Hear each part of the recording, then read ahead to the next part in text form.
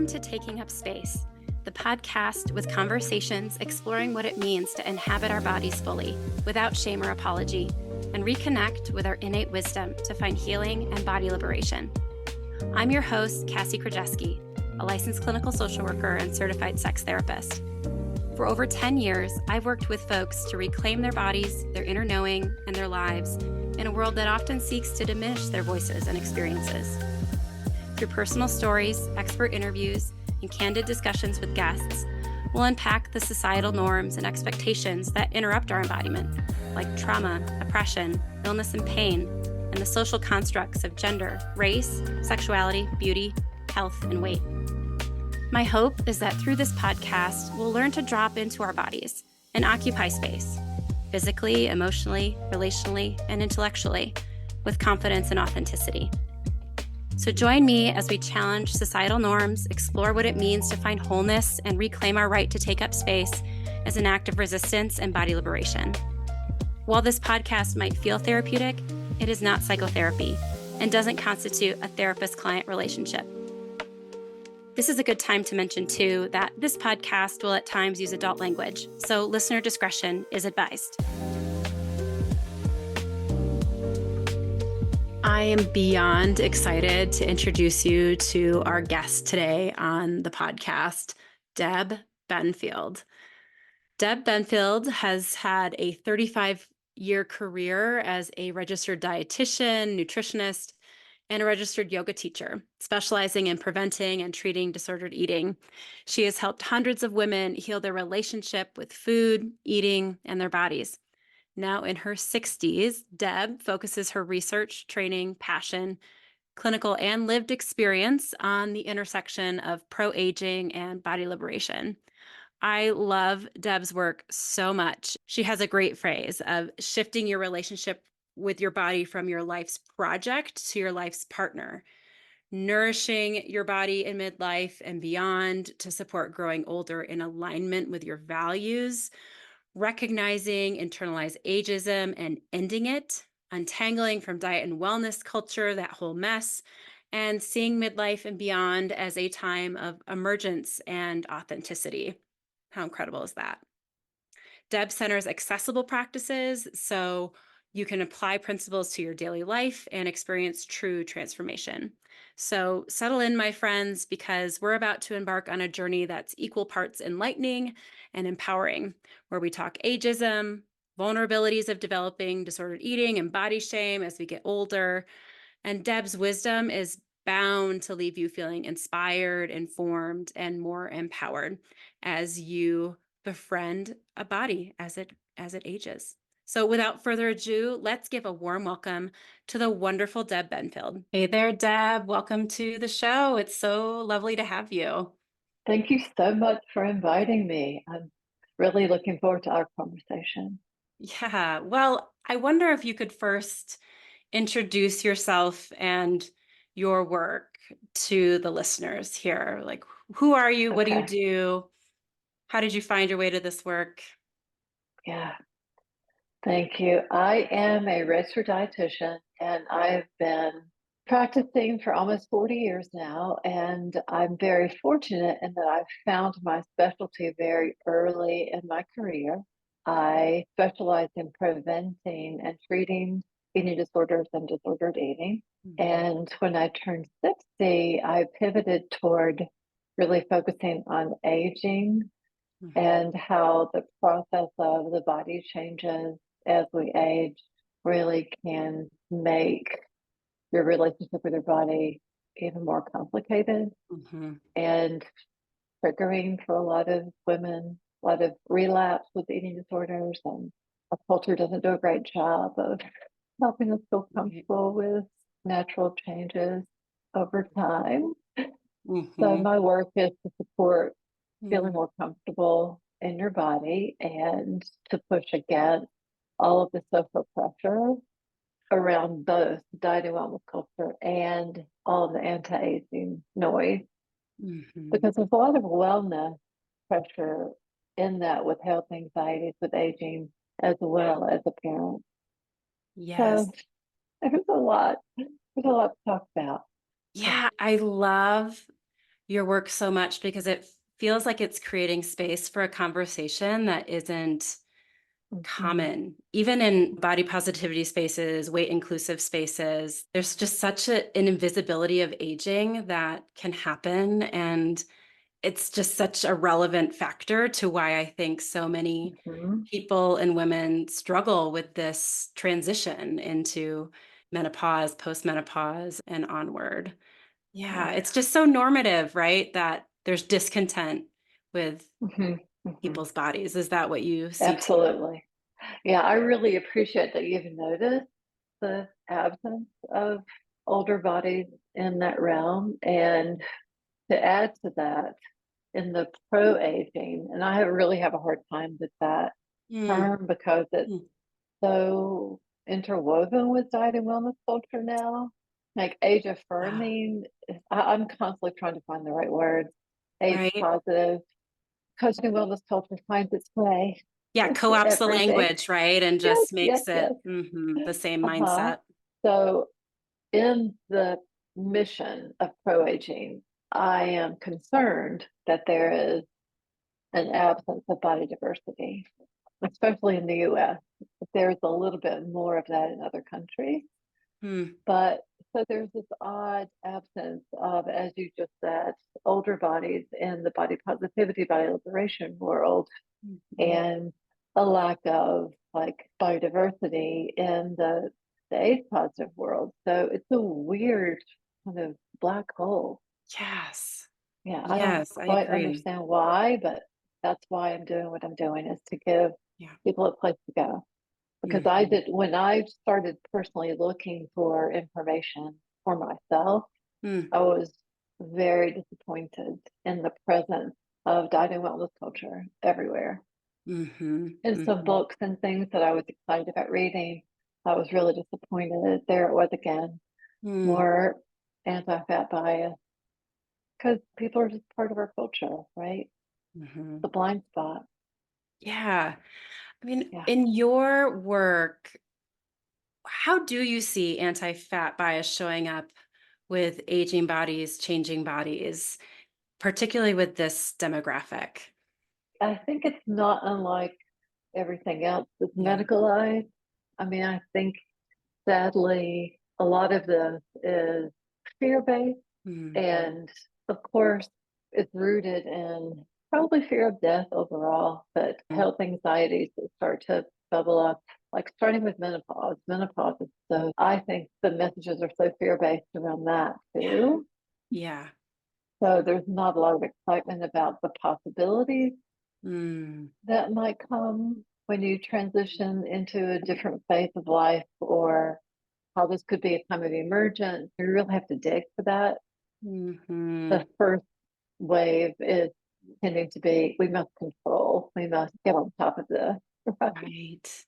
Right. So that just Mhm. drives all of the other messages around how our bodies are naturally getting softer as we age Mm, and rounder if we allow our bodies to mm, naturally evolve. And mhm. that is not okay for a lot of people. Yeah, I Yeah. really appreciate how you brought in like some of the intersections that I think aging people face is there's ageism, which can be Mm-hmm. internalized as well, and also Mm-hmm. healthism, which you mentioned that gets wrapped up Mm, into this. And then we also mm-hmm. have ableism Mm-hmm. that I think kind of Mm-hmm. comes in here too, right? To Sure. really mitigate, like I have to control my body or I have to Mm-hmm. really Mm-hmm. hustle to keep Yeah. my body in a certain Yeah. ideal or functioning or Mm-hmm. so much individual responsibility is embedded in Yes. all of that, right? Yes. We must work harder. We must work even harder, push Mhm, harder mhm. as we get older, which feels so counterintuitive to me. It's like, leave me alone. Like, Leave all of us relax. alone. Yes, it's time to enjoy. Yeah, this Mhm, precious chapter. Yeah, mhm, you just be now. mm, mhm, Yeah. mhm. Yeah. There was something that you said that triggered a thought around. I've watched kind of this pendulum swing around ageism Mm, mhm, because it feels like, of course, ageism is an issue. Of course, we have to push against that. And initially, I think there was a lot of like almost toxic positivity in that. Like Mm, aging is all good. Like it's like this is a celebration. And I think it got a little too far. Like we went yeah. a little too far with losing like the middle place there, and that there are Yeah. challenges as our bodies age, Mhm. and this could be an exciting chapter. Yeah, I love the Yeah. both and. Yeah, and Hmm. implicit with Hmm. any change, whether it's body related or not, is some loss. And so I hear like Sure. making some space for that too. I mean, there's Absolutely. profound opportunity to embrace and love your body as it Hmm. changes with age and also, and it's not Hmm. realistic for it to stay the same. In fact, there's many changes Hmm. that are probably going to be challenging, and even if they're protective and normal, Right. It's a change. Yeah. it's a change. Yeah. I'm curious in your work, what are some of the common misconceptions or myths that you commonly unpack with people and want to deconstruct with people in their relationship with their body as it's aging? I think some of the most common are like internalized ageism, Mm, becoming aware of how we so easily blame our age on something that may be completely not related. And of course, that happens in the world. It happens yeah. in our external world. It happens when you go seek healthcare. It happens Mm, around fashion. It happens around sexuality. It happens so many places that there is assumptions made about your beliefs or your behavior because of your age. mm, So noticing how you're doing that within your own life to mm, yourself, mhm, having prejudice against the future self and your aging self. And I mm, think that dismantling is the biggest part of my work when it comes to answering your question about how I can mm, unpack things. There's, mhm, I don't know if you know Ashton Applewhite. She is one of the leaders in the anti-ageism work. mm. And she tells a story about going to a doctor and talking about knee pain. And the Uh-huh. doctor just says, well, it's your age. And the doctor, she says, my other knee is the same age. And it doesn't Right. Right. like that. Um, yeah. It's just Yeah. so easy for us to blame age. Age, yeah, without And it's just like we question. do with fat. Same thing with fat, the exact same thing. That's what I was just Yeah. making a connection to Hmm. as well, right? I hear for so many Hmm. of my clients who are in larger bodies where they will go, they have such Hmm. healthcare trauma because they go Hmm. with, Yes. a problem and then they're just reduced to this one Hmm. aspect of themselves and everything else is just Absolutely. set to the side. And a Hmm. really interesting connection of like, of course that happens with age too. Hmm. Yeah. Yeah. So the provider misses out on getting to know the person and getting a little bit more curious. And Mm-hmm. I think blaming things on body size or age is just lazy medicine. I mean, can Mm-hmm. we dig in a little bit and get to know really what's underneath things instead of just doing that top layer? But the same with ourselves. I mean, we don't get to know ourselves. We get to not be curious about our own experience when we just blame things on our age or our size. I hear that so much. I can't do it because I'm old, or I'm that too old to immediately change. shuts things off from aliveness and joy and Absolutely. And the mm, same for mending your relationship with your body. I have some people that I adore, and they say things like, "Well, I'm too old to change. I've hated my body forever. I don't like my body forever. Why do I think I can change at this point? It's too late." And I mm. push against that mightily. Yeah, what do you say? Like, how do you push there? I just bring up the neuroplasticity. I mean, we have science that supports our brain have the capacity for change until the very end. I mean, we have Hmm. data. Hmm. So that's where I go with that. It's like, that's a myth. That's not true. Hmm. You can change if you want to, as there's effort there. Yeah. It's an effortful change. And I don't know Hmm. that it's any harder when you're older. These Mm. kinds of changes are not easy. Right. Right. Yeah, and Yeah. the profound opportunity, like the reclamation that can happen Mm-hmm. in this chapter of life of I'm letting go of this old Mhm, stuff, this diet culture, this internalized stigma that I've adopted around my body and worth and value. mhm. Not Mm, to be confused with letting yourself go, yes. Yeah. Cause that's a part which of this narrative too, right? yes, yes, Mm, yeah, mhm, that little loop that we just made there is a very commonplace mm, in my work because mhm, people are very afraid that mm, they'll be seen as like not aging well if mm. they don't work hard on keeping their muscle mass intact, which is a big, loud Yeah. message. Mhm, And I'm not saying that that's something we shouldn't put effort into. It's just like to what degree and to like how much rigidity and just like everything else, do we mhm. sacrifice to be able to do that? So where's that balance, middle place? Yeah. Yeah. And eating enough protein, that's another really loud, pushy message that has lost its way. Yeah, right? Like another Yes, huge myth. and yeah, Mhm, mhm. exaggerated, like no longer rooted in good science. Yeah, the Yeah, really. influencers, yeah, Yeah, the influencers that uh-huh, all of these recommendations, right? right. Mhm. Mhm, Yeah. And I know that big developmental changes or seasons of life are like when mhm, women are mhm, more susceptible to like engage in disordered mhm, eating or experience higher levels of body shame, and puberty being one, a time of massive uh-huh, change. Parenting or becoming a mhm, parent is one another.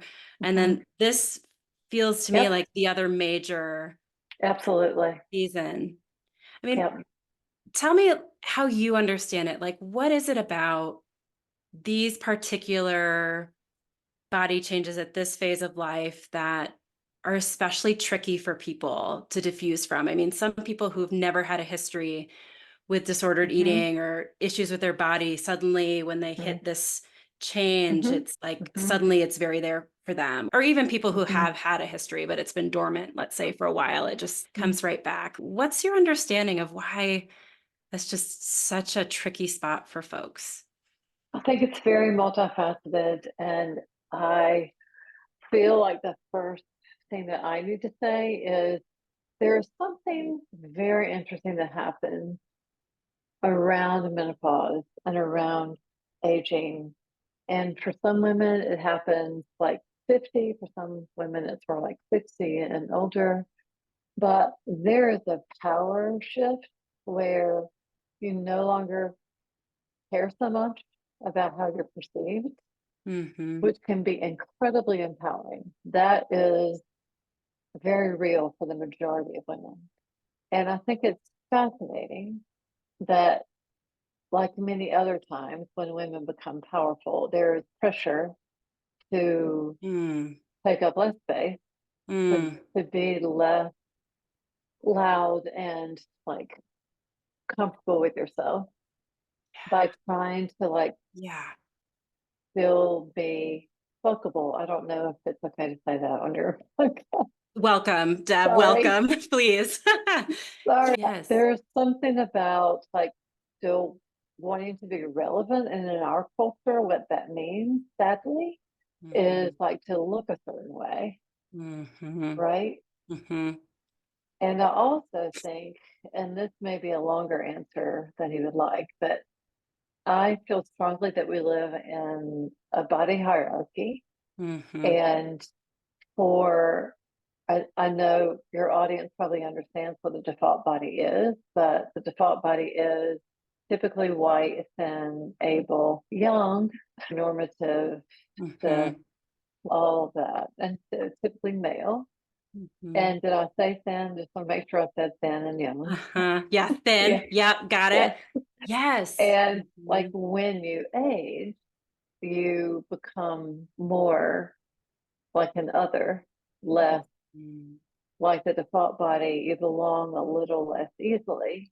Yeah. So if you have any other marginalized identity, excuse me, it makes you feel like you should at Mhm. least try to be thin because the Mm, cultural storyline is we can control our body size, which is a mhm, lie. mhm, But you start to fall for that mm, so that you can pass yeah. as relevant. Mhm, So I think there's a pressure around relevancy, a pressure around fuckability, mhm, and maybe they're the same thing sometimes. mhm. I think our bodies do change without us changing our behaviors when we hit menopause. And Yeah. that can be frightening, I guess, for some Mhm, people to experience body changes without you changing your diet and your activity. mhm, So, grasping is a response or a reaction that's mhm. very understandable. Right? Like it's so real. Yeah. Yeah, And there are other losses at this time. I mean, yeah. the emptiness, the like Mm, potential for divorce, the ageism in the workforce so that you feel less relevant there. There are all sorts of places where you may be experiencing loss and you may have actual like friends and loved ones that become ill or you yourself could mhm, experience a physical loss. It's very likely. So mhm, there are lots of reasons why you would feel like you want a place that you want to stand where you know who you are, and maybe controlling your body can feel that way.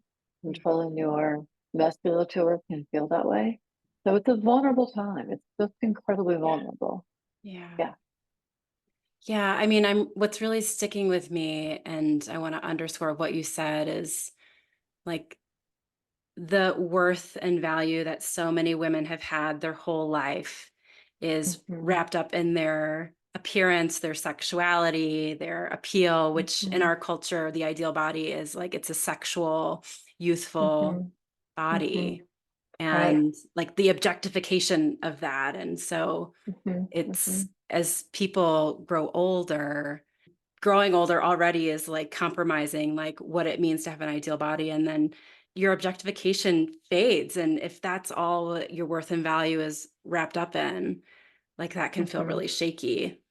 And Absolutely. yeah, yeah, I wonder how, I mean, what are the it's so real, right? As we just said, there's like such pressure that people can, of Hmm. course, fall into when they reach this stage of life. I mean, are there things that you coach people on to like support them or insulate them or give them a little bit more buoyancy in the face of this culture that we live in that has this default body and this objectification of bodies in general? Hmm. How do I people surf think, that? well, the people that I work with tell me that at the end of the work, the biggest feeling that they have is freedom. And with that, trust in themselves that they don't need to follow anyone else's dictate, to feel like they are the expert of themselves and they feel like they can trust what they are sensing in their body instead of feeling the vulnerability of making sure that you're in the right place in the world, in the external world. So that Mhm. shift toward really being grounded and reminded that you are the expert of you and you absolutely have Mm, more than you realize mhm, when you start to feel comfortable in your body and reclaim all of that instead of mhm. getting caught up in the very, very loud anti-aging messages. It's not unlike other kinds of work. It just has another layer. It just feels like the same Yeah. kind of work that we do with women around feeling comfortable in their bodies. And there's just another wave that they have to face, Mhm, another mhm, wave when they also are aging. mhm. And interestingly, I hear more and more from women in their 30s and 40s than I thought I would. I Yeah, hear a say lot more. more What are from you young. noticing there? Because I hear you saying it's backing up. Like It is. It this is. whole process of growing older and having your body change Mhm. is Yeah, I actually, wasn't expecting that. And I uh, think, I mean, I you're probably paying attention to like Jessica DeFino's work around the mhm, cosmetic and beauty industries, yeah. the messaging around serums, and Yeah, there's just the so much products. more marketing around anti-aging, around appearance. so that younger and younger women are hearing all of this Mm-hmm. and realizing it's not helpful, so are therefore interested in trying not to fall for it, Mm-hmm. trying to feel powerful in the skin they're in. Yeah, Yeah, I mean, I think another aspect of the ideal body is being wrinkle free, which right. I'm hearing so much more 20 somethings or 30 somethings getting Botox or like doing all the Absolutely. procedures to reverse Hmm. that. And I mean, what are your thoughts on, I mean, bodily autonomy, I think you hold pretty I do. paramount. And I also wonder for those people who, regardless of their age, but how their body is changing in those ways. I mean, are there things worth reflecting on in that space of like, how can we reclaim or what opportunities are there to embrace that aspect of aging too?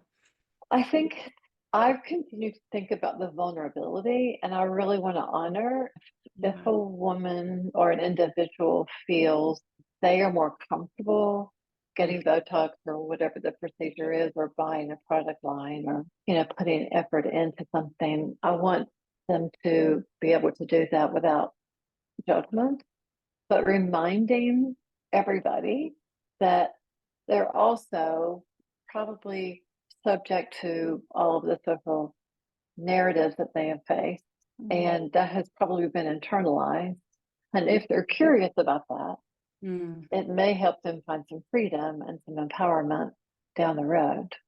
But mhm. I also really want to give people space for going where they need to go, because I've had some amazing people that have done a lot of work around so much around Mm, recovery, mhm. and their friends are all doing Botox. Yeah. Mhm, So they're like talking to me about what would it be like to be the only one that's looking like they're mhm. changing when their faces are moving and nobody else is Yeah. changing around them in their social circle. Mm, What's that like? And I just have to respect that. It doesn't feel good. mhm, mhm, It takes a mm, lot of courage to push against mhm. all that. Yeah, and Yeah. it just makes me think, I mean, community is so important in any Hmm. recovery process. And so, I Hmm. mean, I know some of what you do is creating some spaces for people to connect with others engaging Right. in this work. Can you share a little bit more about that or how you try and facilitate more of a support space for Hmm. people if they are the only person in their And peer group? yeah, that is what every single woman that I work with does, is that Mm, they feel like they're the only one. They feel like they're mm, the only one in their friend group, perhaps in their family, that is working to be comfortable in their bodies as they age and to not fall for diet and wellness culture. That they really feel like they're very isolated, and they feel very grateful to have a mm, community that is doing both of mhm, these things. So mhm. I absolutely adore Yeah. both the women and the community, the individuals and the community. Yeah. Uh, I'm very excited about what happens there. Because Mm. these women are telling me that they feel like they have more access to themselves, Oh, that they're much more creative. Like yeah. that, I have this whole group of people in my membership who have this strong artistic streak because they just feel like they have found some Mm. energy for a part of them that they hadn't really had energy for before, because they've just let go of all this dieting and all this Yeah. worry and guilt and shame, all the energy that has taken up. They now have access to other parts of themselves. It's a beautiful thing. Ugh. Very exciting. Yeah. It just like makes me feel so warm to hear like the shedding of all of the energy and time and resources that people put into anti-aging or reversing the process and then suddenly getting Mm-hmm. that back like a gift to yourself of now I get to Yeah. cultivate things that really resonate with me or Mm-hmm. exciting for me, passions for me. Yeah. Mm. And I think about what would younger women's lives be like if they got this message now and didn't Yes. waste their time and energy on all this effort around not getting wrinkles, and Mhm. instead, like, what could you do with all of that money and time and energy in your life? Because once you get to this stage in your life, it would be wonderful to have like access to yourself Mhm. earlier instead of waiting. Yeah, we can start at any time, right? Like, Absolutely. yeah, And just kind of know that your body's going to keep changing, and that's okay. just normalizing that, like that's That's okay it. and welcome. And your body is so wise to change in the way that it Hmm. does, right? Right. Yeah. Mm. I personally think this idea of softer is fascinating. Yeah, say I, more. I I'm love it, just feels good constantly, to hear you say it, but yeah. yeah. I mean, I am attracted to softer. Mm, I think softer means so many things yeah, that are like healthy, for lack of a better word. I mean, yeah. more inviting, more comfortable, more Mm, accessible, to snuggle up with softness. mm, Sounds mhm. like something I want in my life. Yeah, And that our bodies just naturally get softer. It's, yeah. I just cannot say enough. There's not another word that works for me, but Yeah. I've had many people say that it's really hard to hear me say soft and feel okay with it. They don't Mm, like it at all. It does not mm, feel at all okay to feel soft. mm, And mm. I keep wondering if that's like, is that internalized patriarchy? Is that It's we, curious. is What do you that like think? we, I feel like there's something going on there with like, it's Mhm. not okay to be feminine. It's not okay to Mm, be mm, vulnerable. What happens mm, when you're soft means you're more vulnerable, you're more, well, or you're less like mm. hard and like Uh-huh. capable. I don't, I think it's fascinating. I just keep thinking about it. I don't have any Uh-huh. answers. I'm just curious about it. Yeah, it's interesting because I hear softness and I just melt and it sounds so Hmm. lovely and cozy. And then to hear this other response, which is, Yeah. um, a real Hmm. contradiction to that. Mm, Hmm. That's what I'm experiencing. Is that mm. I have the same experience with the word well, voluptuous. I love the word voluptuous. Yeah, that's a And I've good been told one. many times that that is not Um, okay. It's not okay.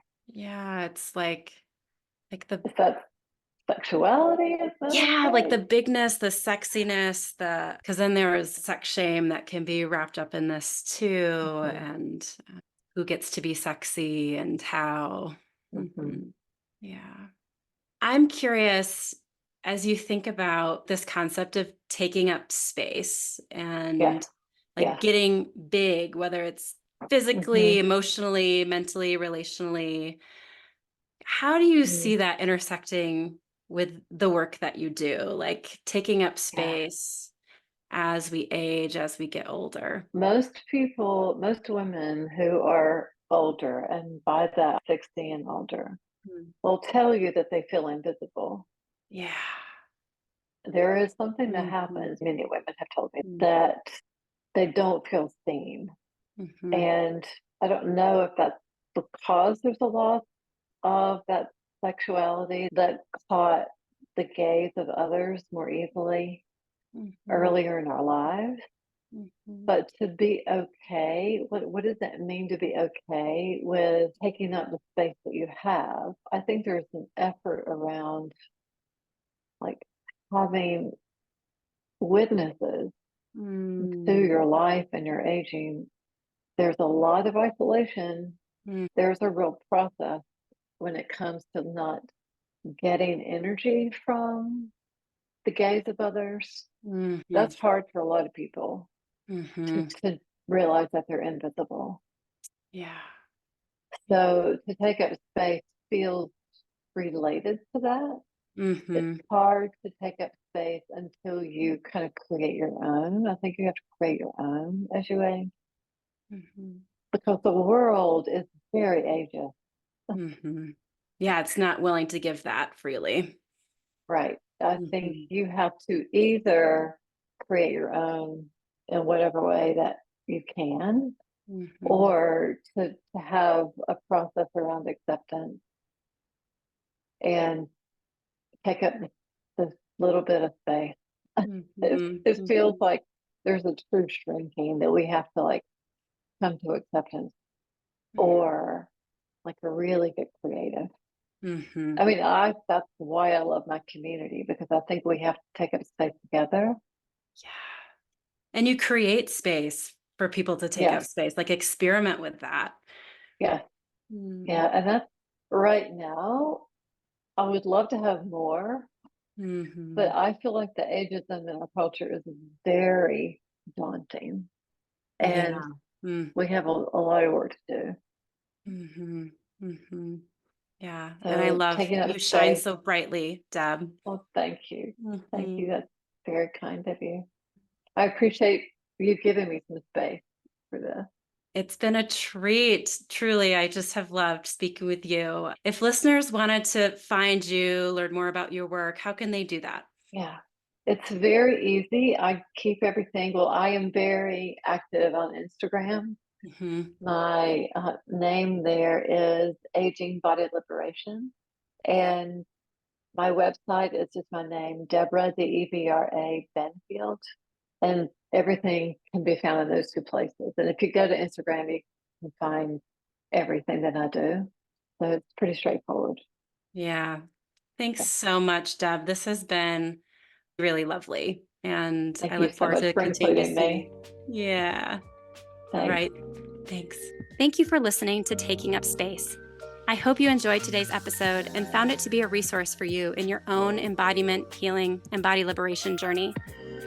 I hope you can continue the conversation with me over on social media by sharing your thoughts, offering your ideas and suggestions for future episodes, or just connecting.